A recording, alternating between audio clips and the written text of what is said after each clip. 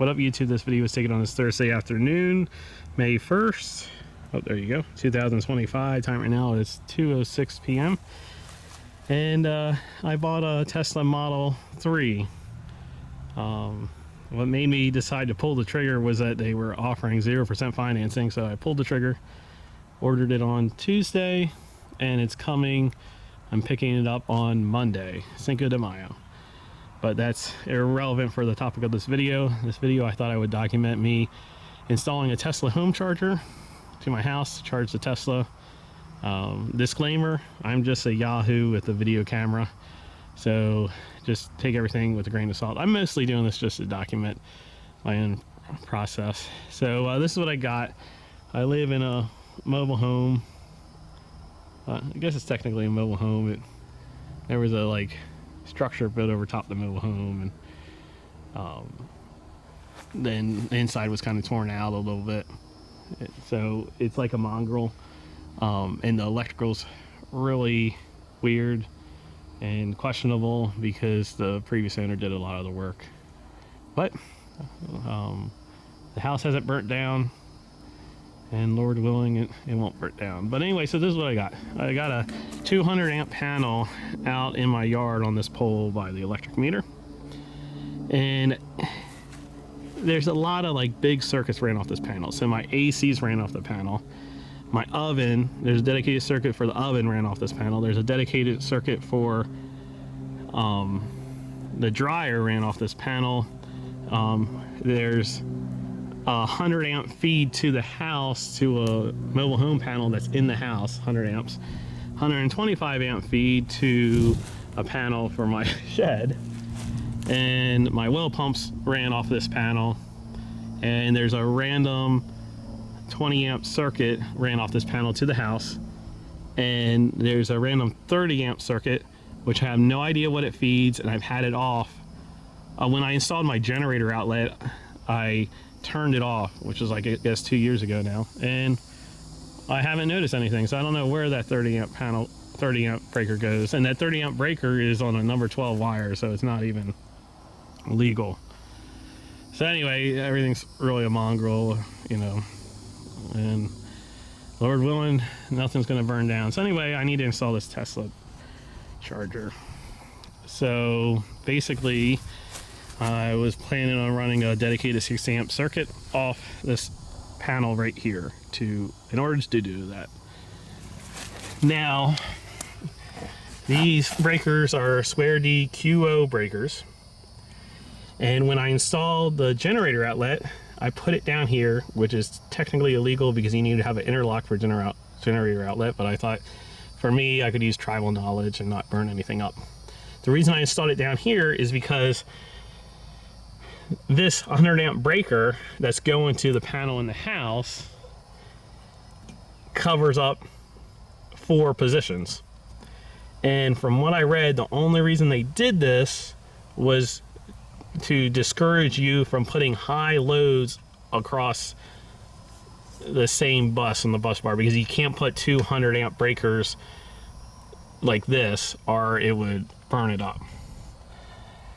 So and I asked throughout this process, I've asked a couple questions on Reddit. I have a love-hate relationship with Reddit, but they seem to be telling me stuff that makes sense.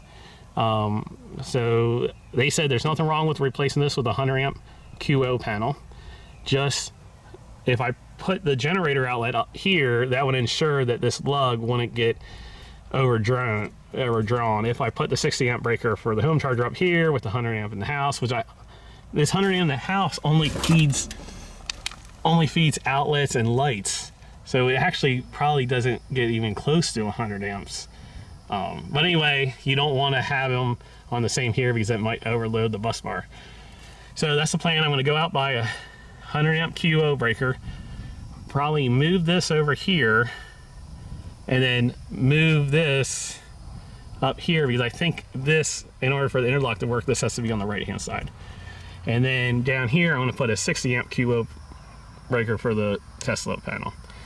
Now, this panel, for some reason, has a knockout here that someone put tape over it. This knockout is 2¼ inches. So I assume that means that this is actually for 2-inch pipe. I'm gonna have to go to, when I go to Lowe's, I'll determine, but I'm pretty sure if it's 2 1/4 inches, that's made for 2-inch pipe.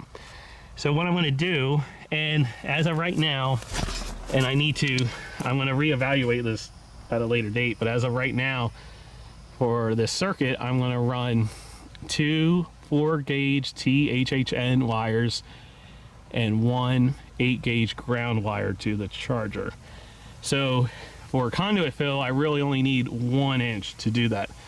But because I already have this knockout so big, I'm gonna run this 2-inch. Also, in case I wanna add an additional branch circuit to the house, I'll have plenty of room in this 2-inch conduit to be able to do that if I need to add it to the house, which in that case, I would only have 1 extra breaker to do that. Actually, let me turn this back off. I turned it back on today, but I would have 1 extra space to do that in the future.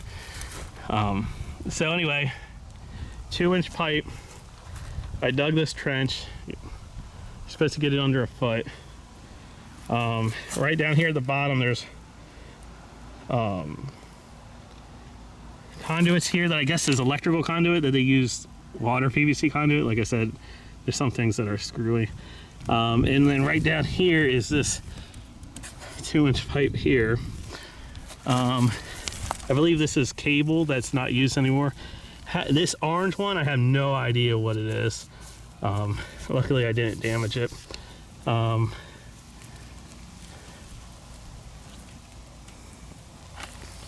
yeah, this is not used. You see this here goes to this pipe and it's cut off. And then I don't know if this is the ground or what. This is cable. And then I have a water pipe. I'm gonna go under that water pipe. I did break this. This is telephone wire, but I don't have telephone service anymore, or I never did since I bought the house. So it's not a big deal that I broke that. Gonna go here. I'm gonna try to pound that pipe underneath the sidewalk. Either that or I might go to Harbor Freight and get an auger bit to get it started. And then, so 2-inch pipe, I'm gonna go under the house and then 90 up. And then I'm gonna put a plastic junction box under the house. And then I'm gonna go from that plastic junction box to 1 inch and come out through the soffit here, 90 up, and have the Tesla home charger here. And I'm gonna be like, my Crown Vic's out of commission, and I'm supposed to get it back, but it's been 6 months, I haven't gotten it back yet. But I'm sure I'm gonna get it back eventually. Probably gonna end up selling it. I don't know, I really like that car. We'll see how this whole Tesla thing works out. But I'm kind of gonna be at max capacity for parking vehicles, but I'll keep the truck here, which I usually park the truck here and the Crown Vic here, but now the Tesla will go here. And then that home charger should have 24 feet of cable. So it's Thursday, that home charger is coming on Saturday. But I couldn't sleep today, so I thought I'd be a good steward of my time and try to knock this out. So anyway, I'm gonna go to Lowe's right now. Here's my list. Let's see if you can see it. That size is 2 1/4, so I assume that's 2-inch. But I'm gonna get a 100 amp QO breaker, 60 amp QO breaker. I'm gonna need an LV, 2 90s, and 40 feet of 2-inch if this 2.5 inches for 2-inch. Oh, I need to put I need to add stuff to my list. I need to put the end connectors to go into the boxes and well, actually, I probably don't need one for the panel because the LV will probably have a threaded connector. We'll have to see. Then I need about 12 feet of 1 inch, 90 degrees, and then I'm gonna need connectors. So I'm gonna have to add connectors too, and I'm probably gonna add random splicers. Oh, and I need solvent. So that's my list. I'm not getting the wire right now. I'm gonna run this first and then pull a pull line through the conduit to get the exact measurement of the wire. And then I need to do some shopping. Someone on Reddit that said that in my case, I shouldn't even use THHN. I need to use THWN. But a lot of times I need to check. A lot of times if it's labeled and sold as THHN, it has a slep dash and it's actually THWN. And I was going back and forth. I was almost going to use a UFB cable, which would have been 6 gauge. And Tesla record, that's okay. I guess I'll go on this rant now while I'm going on it. In the Tesla manual, they say that if your breaker is sized for 25C temperature rating, you can use 6-gauge wire. Now, you cannot put a 6-gauge wire on USB 6-gauge cable, period. You cannot do that. There is some cases, and it's kind of confusing, where you can put 6-gauge wire on a 60 amp breaker, even though 6-gauge, because some jackets make 6-gauge wire rated for 65 amps. When it's on a UFB jacket, it's 55 amps. So anyway, I just want to make things right, because, you know, this thing will, if you put it on the 60 amp breaker, it charges 48 amps because it's drawing a constant load of 48 amps for the, you know, a long sustained load of 48 amps. So that's why I'm just going to go ahead and put 4-gauge. My run is probably what, 40 is overgross. What my run is definitely going to be, even though I have like 52 feet of conduit I put down, it's definitely under 50 feet, so I don't have to worry about upsizing for voltage drop because the run isn't that long. But yeah, I still need, I'm gonna wait till I get the conduit run and then try to sit down and try to find exactly what wire I should get. But I'm trying to do this right so I don't burn anything up. Also, I think I'm gonna go to Harbor Freight and get what do you call it? I'm gonna get a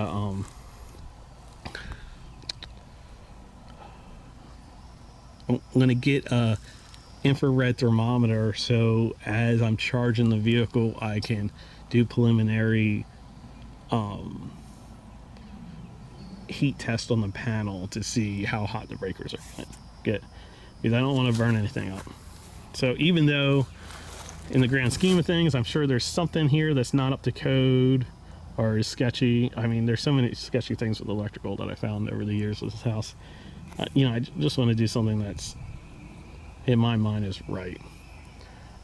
So but yeah, I want to go to Lowe's and get the stuff. Okay, I finished laying some pipe. So this knockout was for 2-inch, 2 1/8 inches for 2-inch.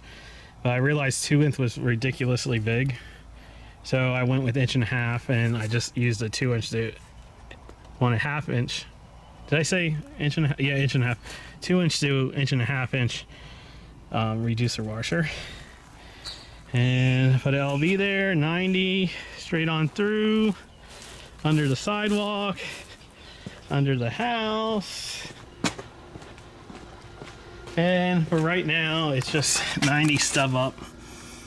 I'm gonna put a box on the end of that, but I'm beat, so I'm gonna bury the conduit and then pack everything up for the day, and we'll resume again tomorrow.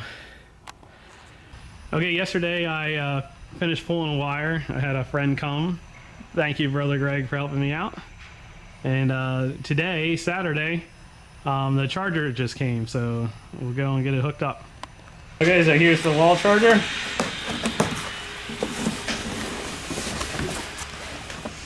So there it is.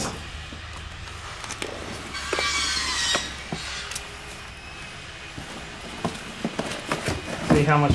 It's supposed to be 24 feet of cable. Instructions. Oh, template for the mount. I probably don't need that because I can probably just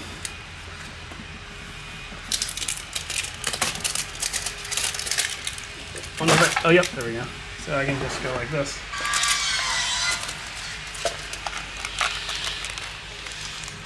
It came with screws to mount it. I don't know if I should use those or use my own.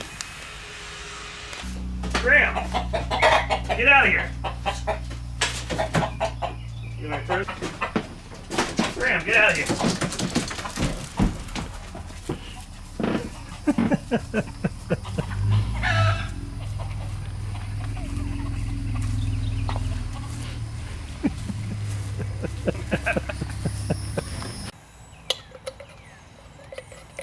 I spilled this glue yesterday, so I have just enough to do this last joint.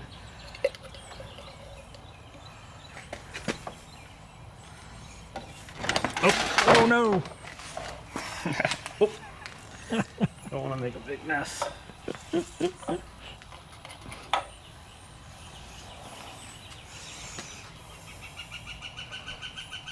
Don't want to get it on the vinyl siding.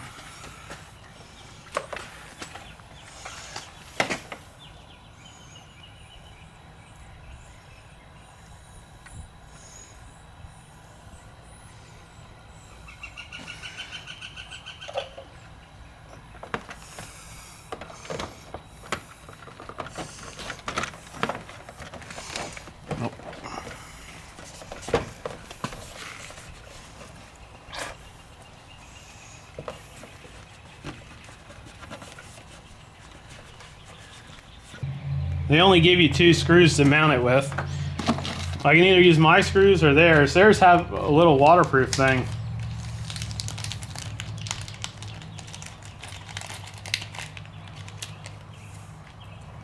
About water there too much, but might as well.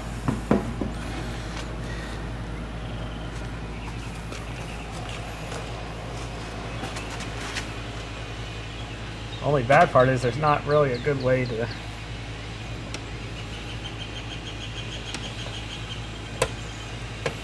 There's no.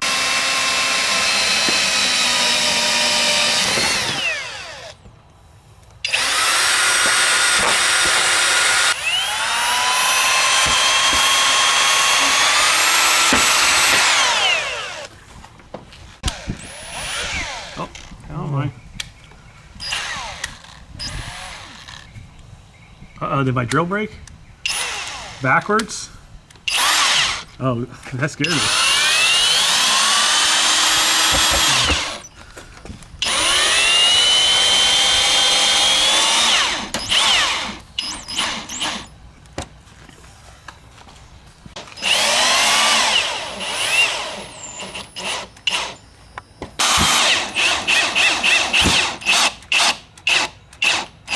Oh, I don't want to do that.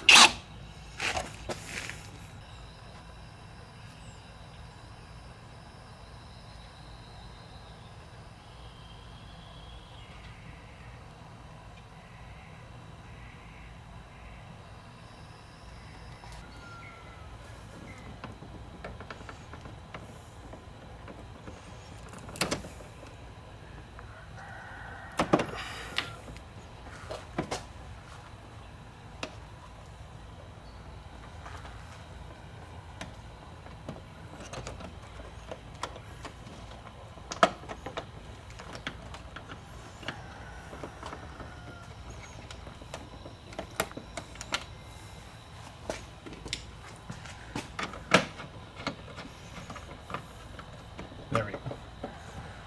So, make sure it's down far enough. Right there.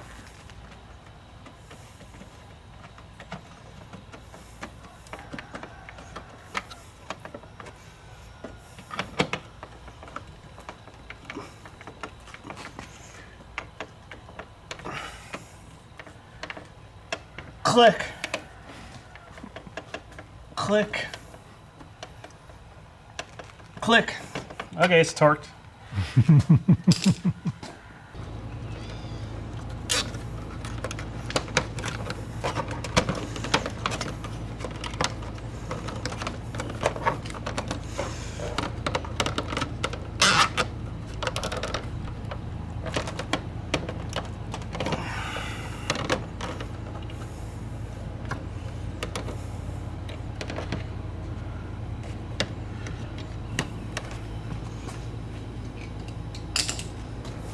Yeah, so this black cable was $2 a foot, so that's $16 worth of cable right there.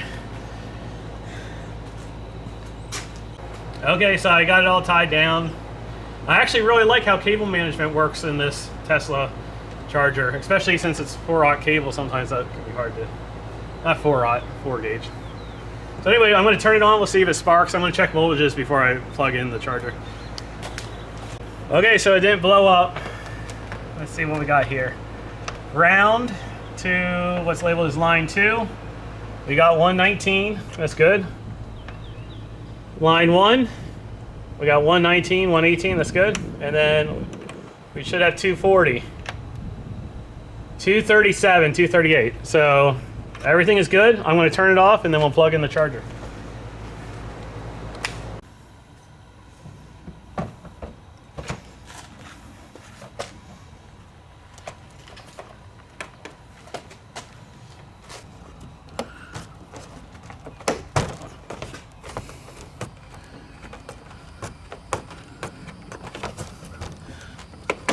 There we go.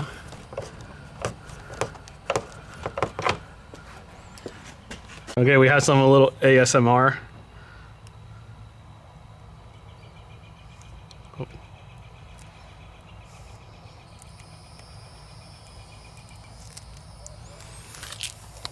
Flip the switch. Okay, here we go. Let's see if it blows up. Anything? It's lit up. Okay, let's see. I disabled my MAC filtering for my house.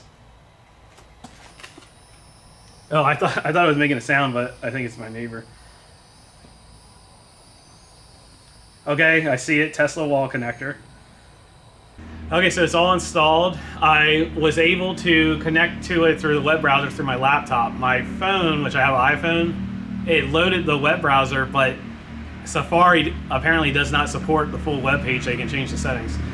So anyway, when I went into that web page on my laptop, I did select it for 48 amp charging since I have it on a 60 amp breaker. And then you had to input the Wi-Fi settings. Well, and the Wi-Fi setup for disabled. I'm gonna keep it for disabled and just see if it works fine without connected to the Wi-Fi. That way Big Brother doesn't check up on me. Because if it works without connecting to Wi-Fi, I'm not gonna connect it. They say after 15 minutes of powering on, it disables its own internal Wi-Fi. So if you need to connect to it again, you gotta keep that card so you have the Wi-Fi password for its Wi-Fi and you gotta power cycle it. But it's Saturday, I pick up my car on Monday, and I don't think I'm gonna post this video yet. I'm gonna wait till I have the car and start charging it to do a follow-up on the charging. Like I said, I have everything set up. Everything's to code for 60 amp breaker. That wire is, even though when you buy it at Lowe's it says THHN, it is rated for THWN-2, which is what you need to go into a pipe that goes underground. So as far as I'm aware, everything is up to code. You can charge 48 amps safely. I'll experiment charging 48 amps. I actually don't know if my Tesla Model 3 can charge 48 amps because some of the single motor ones can only charge 32 amps. But I have the long range battery, so I think it can charge 48 amps, but I couldn't get a straight answer out of that, so I won't know until I get the car here. But I'll make sure that it can charge 48 amps safely. I'm gonna do a temperature test at the breaker. And then in reality, I'm never gonna charge 48 amps. In reality, I'm just gonna charge as low as I can to get a 80% battery by the time I go back to work at night. But that'll be on later in this video. Okay, so I've had the car a little bit now, and I can say the verdict is finally out on this Tesla home wall charger, and it's worked perfectly great. I did test it at charging at 48 amps. Charged the car at 48 amps for 2.5 hours, and I never did get an infrared thermometer at Harbor Freight, but I kept on checking my voltage drop. My voltage drop was good. It was within the 5%. That was even with the AC of the house cycling on and off. So I wasn't pulling too much of a load off my 200 amp circuit. And I put my hand on the breaker, and the breaker was toasty, but it wasn't too hot that I couldn't get my hand on it. So I think it is the setup I have. Like I said, I'm feeling pretty confident I did everything right. And I'm pretty confident that I can safely charge 48 amps. Like I said, I did it for 2.5 hours. I estimate that, and I'm only going to charge 48 amps whenever I need a quick turnaround. It's not going to be a regular basis. This cable got really hot when I was charging at 48 amps. So what I've been charging at is 12 amps. I have it set at 12 amps.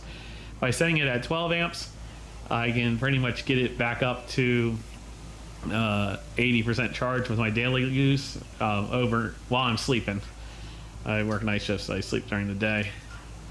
I'm on fixed electric, which because of my charging schedule, I'm going to keep it that way. And I'm paying 14.8 cents a kilowatt hour. So time will tell of how economical that is over having a gas car. And I have been setting the charge limit to 80, but I watched a video talking about since my car has the NCM or NMC battery, that under daily use, if I can get away with it, I should set it to 75%, so that's what I'm doing now. And so far the car's worked out good. I know the Model 3 rear-wheel drive single motor is like the baseline Tesla, but to me it's like a luxury car. But I'll probably make a video a little later once I get more used to the car. But yeah, that's how I installed the home charger. The way I did everything, it did cost me $400 worth of materials, so you do have to factor that in, because that is a significant cost, and that was me doing it myself with the materials. But of course I had a unique situation where I had to run pipe underground. Most people would probably have a garage with the breaker panel right in the garage, so they don't have to make such a long run. And my car, I'm glad I did buy the Tesla home charger for 2 reasons.